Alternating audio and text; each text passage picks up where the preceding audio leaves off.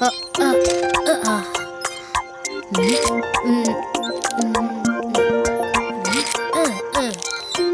ശിവ ഇത്? വന്നപ്പോ മുതല് നീ കളിക്കാതെ സൈക്കിളിൽ തന്നെയാണല്ലോ. ഇപ്പൊ തീരും. അല്ലെങ്കിൽ എന്റെ സൈക്കിളിൽ പ്രത്യേകിച്ച് എന്തെങ്കിലും ഉണ്ടാക്കണമെന്ന് ഞാൻ കുറെ നാളായി വിചാരിക്കുന്നു. ഇപ്പൊ അത് സക്സസ്ഫുൾ ആയി മാറിക്കഴിഞ്ഞു. ഇനി എന്റെ സൈക്കിൾ ഞാൻ അടിക്കൊണ്ടിരിക്കുന്ന ആ ടയറിന്റെ ഉള്ളിൽ കൂടി ഈസി ആയിട്ട് പുറത്തേക്ക് പോകും.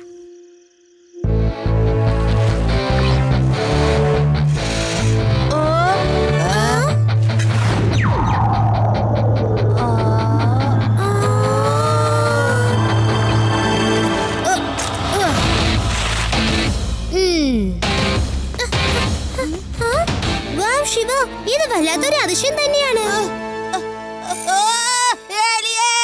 ശിവ, അത് നോക്ക്. ഇരുട്ടത്താ ലൈറ്റ് തിളങ്ങുന്നത് കണ്ട ചിലപ്പോ അത് ഏലിയൻസിന്റെ സ്പേസ്ഷിപ്പ് ആയിരിക്കും.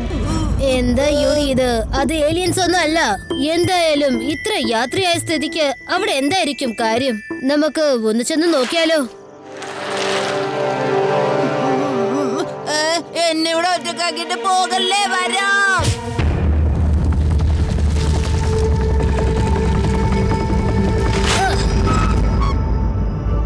കൊള്ളാലോ, ഇവിടെ മരങ്ങളല്ലാതെ വേറൊന്നും കാണാൻ സാധിക്കുന്നില്ലല്ലോ.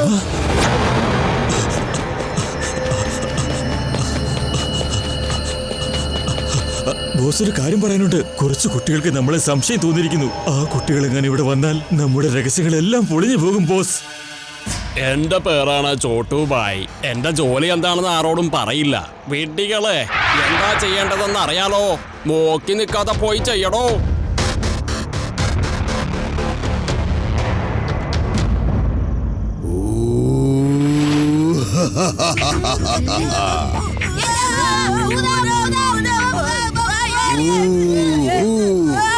അതെ യുഡി, ഇങ്ങനെ പേടിക്കല്ലേ. ഇത് ഭൂതമൊന്നും അല്ല. നമ്മൾ ആരോ പേടിപ്പിക്കാൻ വേണ്ടി തന്നെയാണ് ഈ ശബ്ദം ഉണ്ടാക്കുന്നത്. അല്ല, ഇത്രയും പെട്ടെന്ന് ഈ കാർ എവിടുന്നാ വന്നത്? ചെന്ന് നോക്കിക്കളയാം.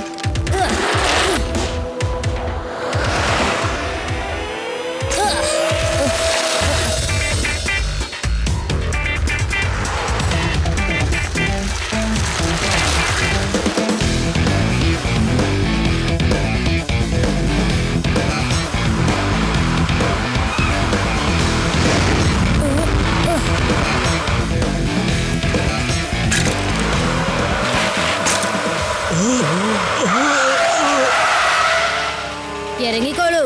എന്റെ കയ്യിൽ നിന്ന് രക്ഷപ്പെടുന്നത് അത്ര എളുപ്പമുള്ള കാര്യമൊന്നും അല്ല. ഒരു കാര്യം പറയൂ, ഇത്ര ശൂന്യമായ സ്ഥലത്ത് നിങ്ങൾക്ക് ഈ അർദ്ധരാത്രിയിൽ എന്താണ് പണി? കുട്ടി, മര്യാദയ്ക്ക് വഴിയിൽ നിന്ന് മാറി നിൽക്കുന്നതായിരിക്കും നിനക്ക് നല്ലത്. കുട്ടിയെന്ന് വിളിക്കരുത് അങ്കിൾ.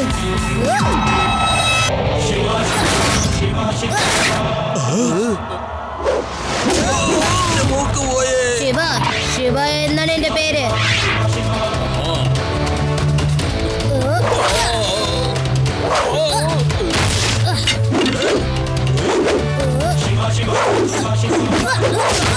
വീട്ടികൾ ഒരു കുട്ടിയുടെ കയ്യിൽ നിന്നും തല്ല് മേടിക്കുന്നു.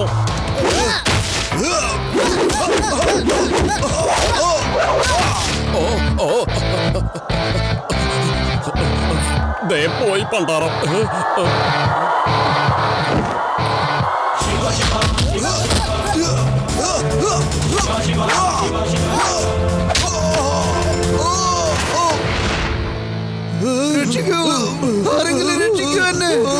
ആരെങ്കിലും എന്നെ ഒന്ന് രക്ഷിക്കൂ.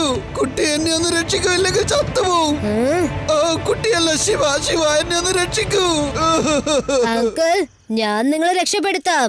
പക്ഷെ ആദ്യം നിങ്ങൾ നിങ്ങളുടെ ബോസിന്റെ പേരെന്താന്ന് പറയണം. പിന്നെ ആ കുറ്റിക്കാട്ടിന്റെ പുറകിൽ നിങ്ങൾ എന്ത് ചെയ്യുന്നെന്നും പറയണം. അല്ലെങ്കിൽ പിന്നെ ഞാൻ പോവാട്ടോ. Bye bye. എന്നെ അങ്ങനെ ഇട്ടു പോവില്ലേ. എല്ലാ സത്യങ്ങളും ഞാൻ പറഞ്ഞേക്കാം. അയാളെ കുറിച്ച് എനിക്ക് ഒരു കാര്യം അറിയുള്ളൂ. അയാൾ ഒരു സ്മഗ്ലർ ആണെന്ന്. കൂടാതെ അയാൾക്ക് ഫർണിച്ചറിന്റെ ബിസിനസ് ഉണ്ട്. ഇതിനെ കുറിച്ച് കൂടുതലായിട്ട് എനിക്കൊന്നും അറിഞ്ഞൂടാ. കാറിന്റെ പുറകെ ഒരു കയറുണ്ട്. അത് വേഗം എടുത്ത് എറിയും, ഇല്ലെങ്കിൽ ഞാൻ ചത്തുപോവും. എന്റെ കൈ വഴുതുന്ന, വേഗം വരൂ.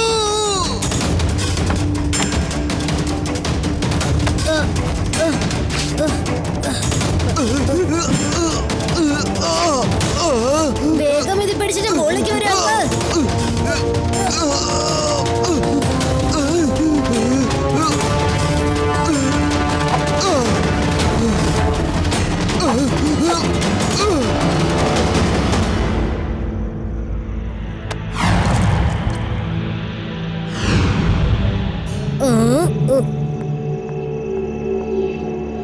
ഇത് ശരിക്കുള്ള ഡയമണ്ട് ആണെന്ന് തോന്നുന്നു.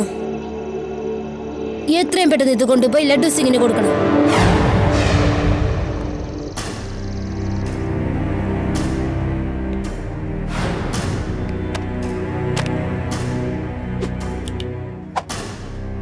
ഒരു കാര്യം എല്ലാരും ശ്രദ്ധിക്കൂ, ട്രക്കിലേക്ക് ഇവിടെയുള്ള കസേരകളെല്ലാം കേട്ടണം.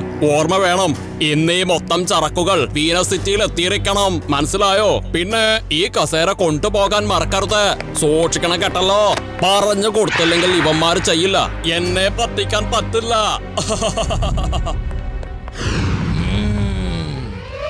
എന്റെ പരിധിയിൽ മോഷണമോ വൈരക്കള്ള സ്മഗ്ലിങ്ങോ?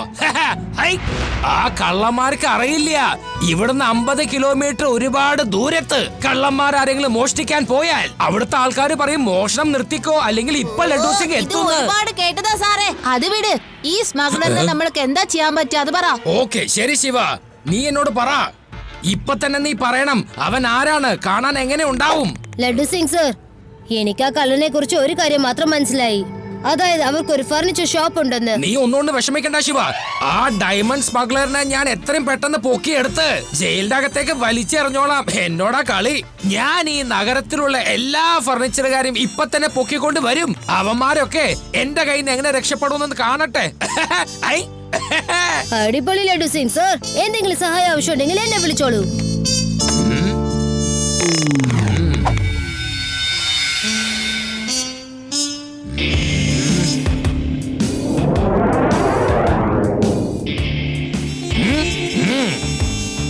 ഇൻസ്പെക്ടർ സാർ, നിങ്ങളൊരു മഹാനാണ് കേട്ടോ. എന്റെ മുഖത്തൊന്ന് സൂക്ഷിച്ചു നോക്കൂ സാറേ. ഞാനൊരു നിഷ്കളങ്കനല്ലേ? പറയൂ സാറേ. കുഞ്ഞു കുട്ടികൾ കുറെ ഉണ്ട്. അവരെ വളർത്തണമെങ്കിൽ എന്തുമാത്രം പാടുപെടണമെന്ന് അറിയോ? സ്കൂൾ ഫീസ് കൊടുക്കണം, തിന്നാൻ കൊടുക്കണം. ഞാൻ മിക്കപ്പോഴും പട്ടിണി കിടന്നാണ് ചെലവ് ചുരുക്കണത്, അറിയോ സാറേ? ഇല്ല, നീ ഒരിക്കലും ഒരു സ്മഗ്ലർ അല്ല. നിന്റെ കുടുംബക്കാരെ കേൾക്കുമ്പോ തന്നെ അറിയാം നീ കുറ്റം ചെയ്യാത്തൊരു നല്ല മനുഷ്യനാണ്. നീ ചെന്നിട്ട് കുട്ടികളും കുടുംബത്തിലേക്ക് നല്ലപോലെ നോക്ക്. ഓക്കെ, പോയിക്കോ. നമ്മളിങ്ങനെ ഇതുപോലെ പറഞ്ഞാലോ? സാറേ സാറേ സാറേ സാറേ, ഈ പാവത്തിന്റെ മുഖത്തോട്ടൊന്ന് നോക്കൂ. കുട്ടികളൊക്കെ ഉണ്ട് സാറേ. എന്നോട് ക്ഷമിക്കണം കൂട്ടരെ, നിങ്ങളൊക്കെ നല്ല മനുഷ്യരാണ്. അതുകൊണ്ട് നിങ്ങൾക്കും ഇവിടുന്ന് പോകാം. എല്ലാരും പോയിക്കോളൂ. കുടുംബത്തിലെ എല്ലാവരും നല്ലപോലെ നോക്കണേ.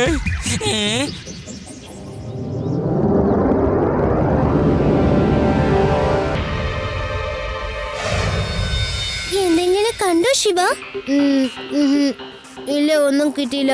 പക്ഷെ ഇന്നലെ രാത്രി നമ്മൾ വന്ന സ്ഥലം ഇതാണെന്ന് മനസ്സിലായി. കള്ളന്മാരെ ഇവിടുന്ന് രക്ഷപ്പെടാൻ എന്തെങ്കിലും ഒരു വഴി കണ്ടുപിടിച്ചു കാണും.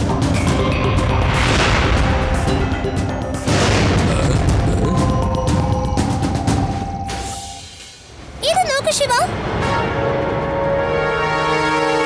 എനിക്ക് തോന്നുന്നത് അവരിവിടെ പോകാനുള്ള വഴിയുണ്ടാക്കി.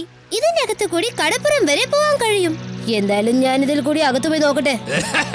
കൊള്ളാം ശിവ, നീ മിടുക്കനാണ്. അല്ല, നീ വഴിയൊക്കെ കണ്ടുപിടിച്ചല്ലോ. ഞാനും നിന്നെ പോലെ തന്നെ ആലോചിക്കായിരുന്നു, അറിയോ? അത്ഭുതം തോന്നുന്നു. നിനക്ക് എങ്ങനെ എത്രയും നന്നായിട്ട് എന്റെ മനസ്സ് വായിക്കാൻ കഴിയുന്നതെന്ന്. കൊള്ളാം ശിവ, നമ്മൾ രണ്ടുപേരും ഒരുപോലെ തന്നെ ചിന്തിക്കുന്നത്, അറിയോ? ലഡു സിംഗ് സർ, നിങ്ങൾ എങ്ങനെയാ ഇവിടേക്ക് വന്നത്? ശിവ, എനിക്ക് മുകളിൽ നിന്ന് വന്ന ഉത്തരവ് പ്രകാരം ഞാൻ പാത്തും പതിയും കള്ളന്മാരെ പിടിക്കാൻ വേണ്ടി പ്ലാൻ ഇട്ടിരുന്നു. എനിക്ക് തോന്നി കള്ളന്മാര് അവർക്ക് വേണ്ടി ഒരു രഹസ്യ വഴി ഉണ്ടാക്കിയിട്ടുണ്ടാവുന്ന്. ഇനി നിങ്ങളൊക്കെ ഒരു ഭാഗത്തേക്ക് മാറിയുന്നേ. ഞാൻ ആ ഗുഹയുടെ അകത്തേക്ക് കേറി കള്ളന്മാരെ തൂക്കി പിടിച്ച് ഞാൻ പുറത്തേക്ക് കൊണ്ടുവരും. മാറിയുന്നേ വഴി പ്ലീസ്. എന്തായാലും ആദ്യം ഞാൻ വന്നത് നന്നായി. അല്ലെങ്കിൽ ആ ശിവ കേറി ഹീറോ ആയേനെ. ഇവൻ എന്നും ഇങ്ങനെ ഹീറോ ആയി കഴിഞ്ഞാ പിന്നെ എന്റെ കാര്യം ആരും ശ്രദ്ധിക്കില്ല. ഞാനൊരു ഇൻസ്പെക്ടർ അല്ലേ.